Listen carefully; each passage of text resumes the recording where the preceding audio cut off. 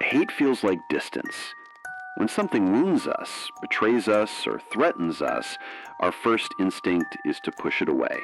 We name it, reject it, and swear never to be like it. A child who grows up with a cruel parent whispers, "I'll never treat my children this way." Someone betrayed in love vows, "I'll never hurt anyone like that."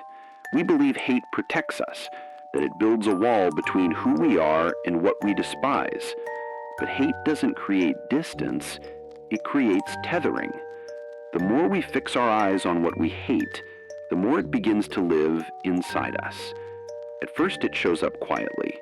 We rehearse the wrong in our minds, turning it over and over, making sure we never forget.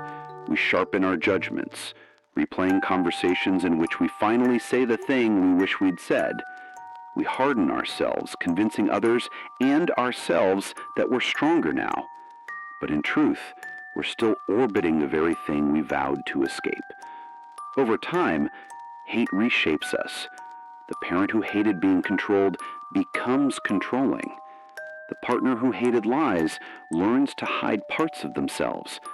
The friend who hated rejection builds walls so high that no one can get close. And when it happens, we rarely notice, because we don't look in the mirror and see cruelty or dishonesty or distance. We just see someone protecting themselves. But slowly, painfully, what we hate begins to define us because we've never released it. That's the cruel irony.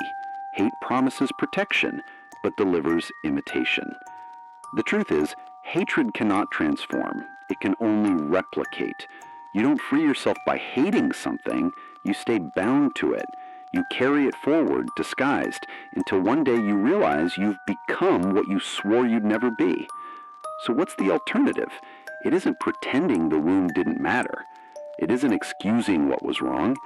It's choosing to grieve instead of hate, to name the pain, to feel its weight, and then to release it, not because it was small, but because it has already taken enough from you.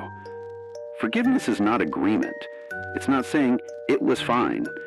Forgiveness is refusing to let what hurt you shape the rest of your life. It's choosing not to carry the poison forward. That's the work most of us avoid, because grief feels weaker than hate. Hate makes us feel powerful, certain, even righteous. Grief feels vulnerable, but grief is honest. Grief cleanses. Grief opens the possibility of becoming something new, not just repeating the old cycle under a different face. So ask yourself, what do you hate most? And how has it already begun to live inside you? If you hate dishonesty, does your fear of being lied to make you suspicious of everyone you meet? If you hate arrogance, does your disgust for it make you secretly crave recognition? If you hate cruelty, does your resentment make your own words sharper than you intended? The question isn't meant to shame you, it's meant to free you. Because once you notice the tether, you can choose to cut it. You are not doomed to repeat what was done to you. You are not bound to become what you despise. But to stay free, you cannot keep feeding hatred. What we hate becomes us unless we choose a different path. And that path is not built on rage, but on release. Not on bitterness, but on honesty. Not on hate, but on love strong enough to say, "This ends with me." That's the real strength, to break the cycle, to refuse imitation, to walk away, not just in action, but in spirit.